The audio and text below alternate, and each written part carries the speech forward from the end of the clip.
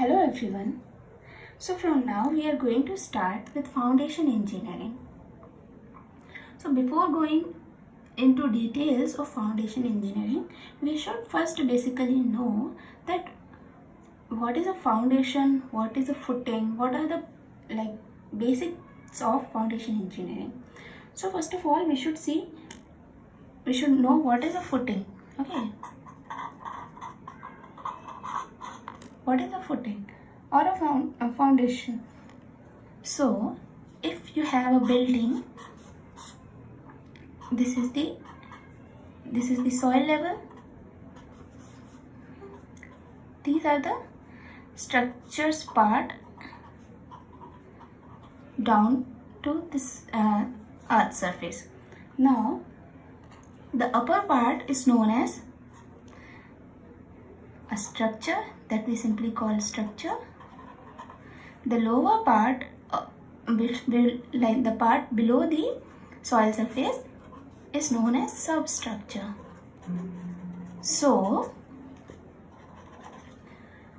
footings are generally the lowermost supporting part of the structure, and it is also known as substructure, and these are the last structural elements which transfers the load, the upper load, the load that is going to come on this entire building. It is going to transfer this load to the foundation. That foundation will be comprising of soils or rock. Okay, whatever medium is down to this footing, it will just transfer the load of this structure to the soil or rocks. So this is basically a footing. Now we should understand how many types of footings are there. So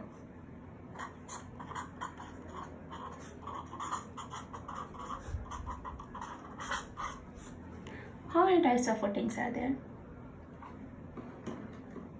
So the very first type of footing is known as strip footing. What is a strip footing? Okay, I'll explain. First of all, I'll make a image so that you can get a clear idea.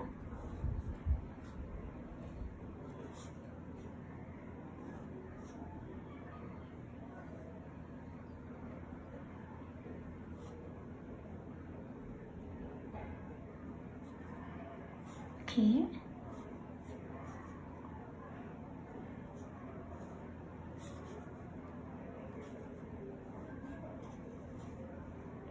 Yeah. Basically, this is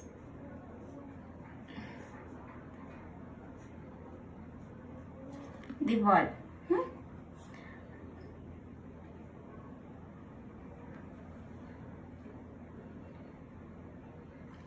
Wall or column. Okay, so a strip footing, this is also known as wall footing.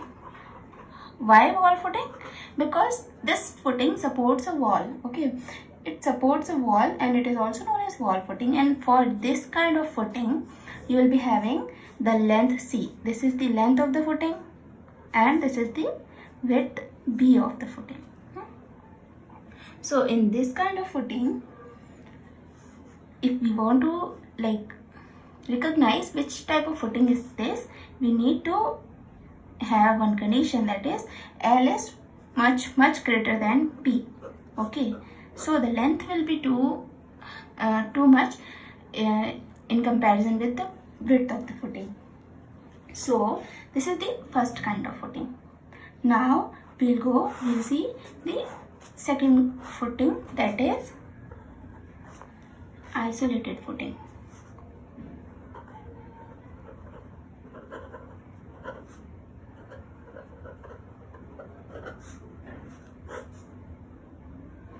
Now, what is an isolated footing? Isolated footings are used below a column. Okay, is used below a column, and this is also known as spread footing. Okay, yeah. How can we draw this? Simply, this is a column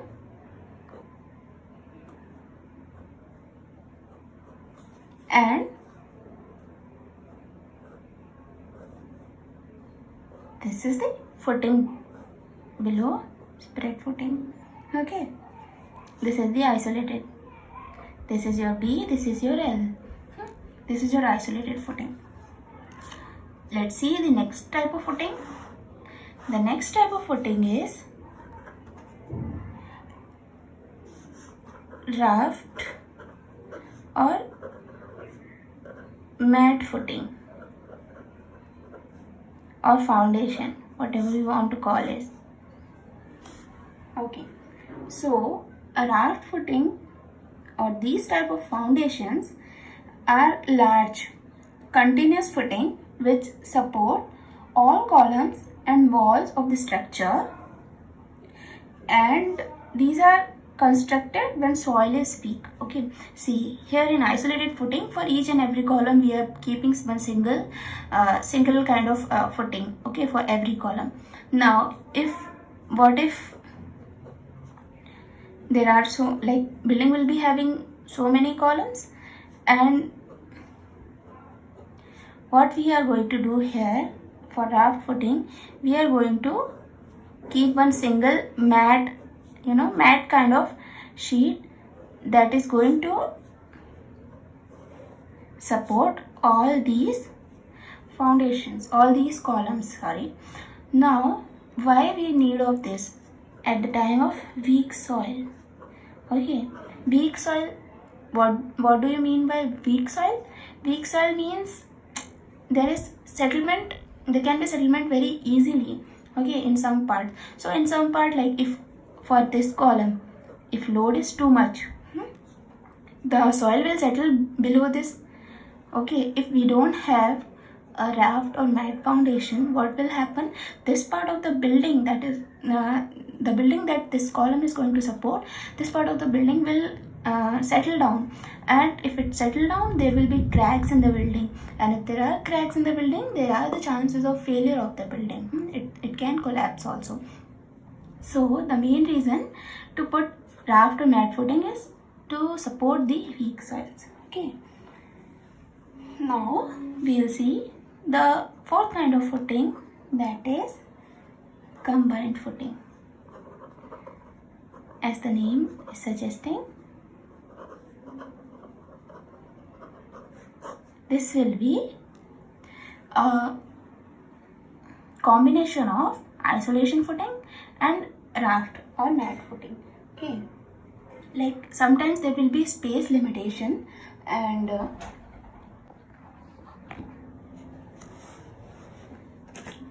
so in combined footing, sometimes there will be space limitations. So at that time, what we'll do, we can use the foundation or isolated foundation that we are going to do. That foundation we can use for more than one column. Okay, it can be rectangular, it can be trapezoidal, depends on the need of the structure. Okay, so it can support 2 or 3 columns. So this is combined footing. Let's see the next type of footing, that is pile foundation.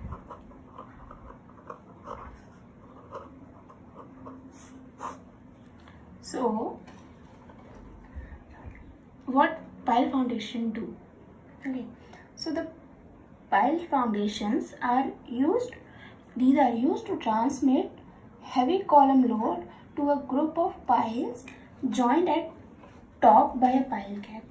Okay, see what will happen if there are load in very high amount. Okay, structural load is too much. At the time, the columns will have like high loads. Okay, wait, first let me draw this, then I will explain. So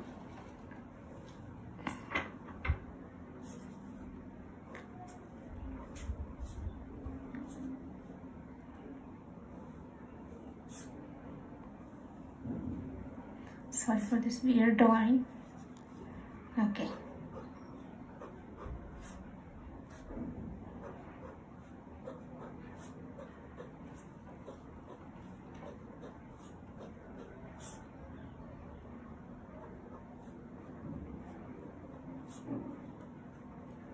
Yeah, hope you can understand with this drawing. Okay, so sometimes the column will be having high load. High means very high load, okay, of the structure. At the time, what will happen? This column alone, it can't bear the load that is coming on it. Okay, so at that time, what will happen?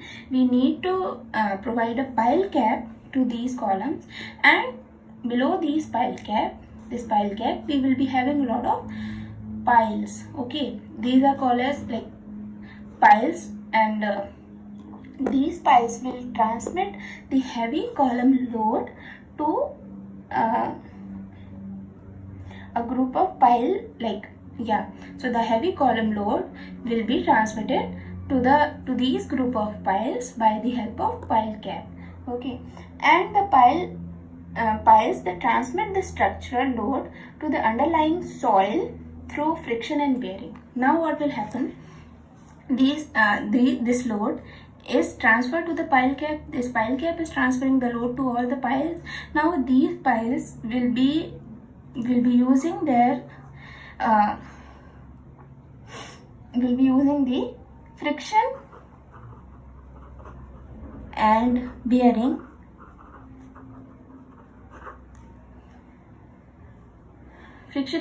qualities for transferring this load to the soil below this. Okay, now why we are adopting this kind of thing? Okay, why we are not simply allowing to transmit the load directly from the column to the soil? So there is a reason why, because such type of foundation system, this is adopted when the material below footing is too weak to support the structure. Okay, here let's say the soil below this column, it's not that much strong that is going to support the structural load. So at that time, what we are going to do, at that time it is very essential to transfer this load to something like some strata that is stronger than this soil strata. So we are going to transfer this load to a better strata down to this strata where column is there. So the foundation, so this type of foundation is going to do, what it is going to do is, it is going to transfer this load to a better strata. So in that case, we are going to use pile foundation, and these foundations are very expensive. Okay, and so this is expensive. So in which cases we should use this? So we should use this in the cases of if there is high magnitude of load. Okay,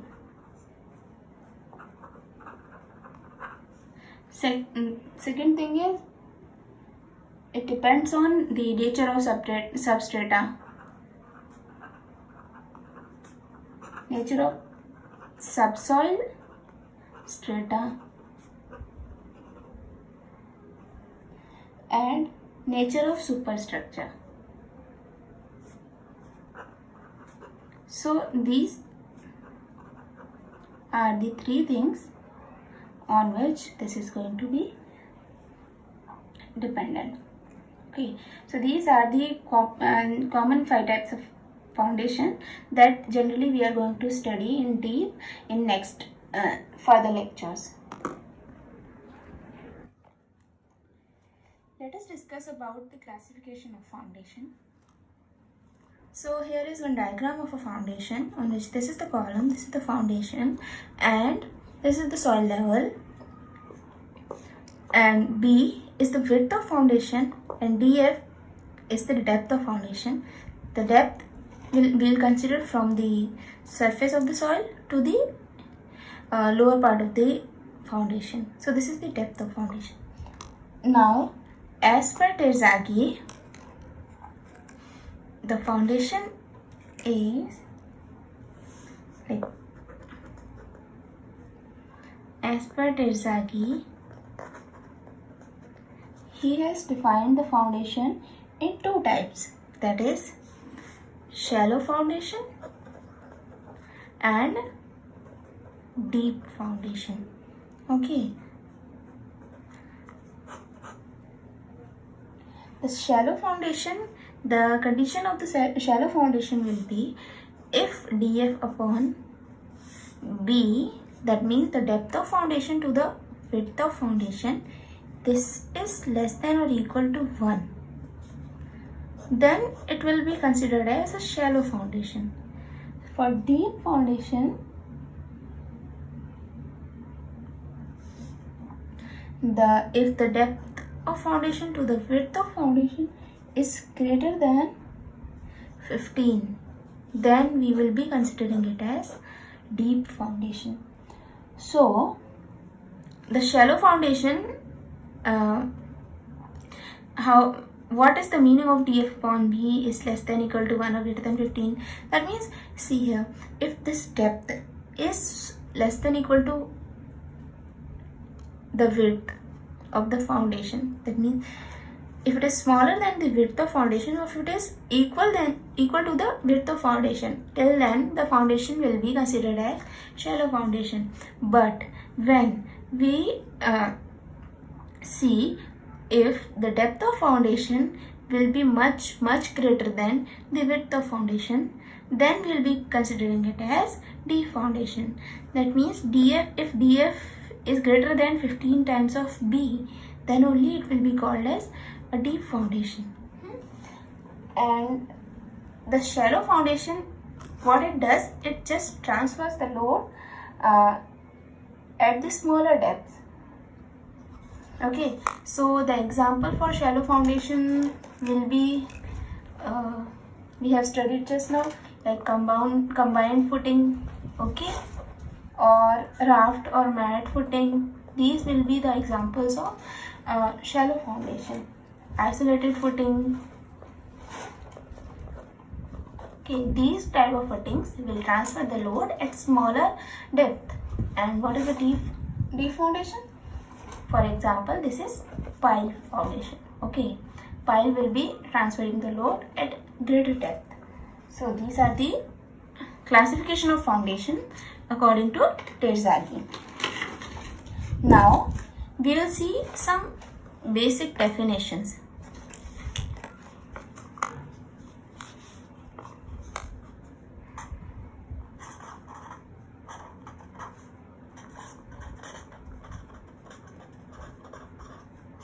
Okay.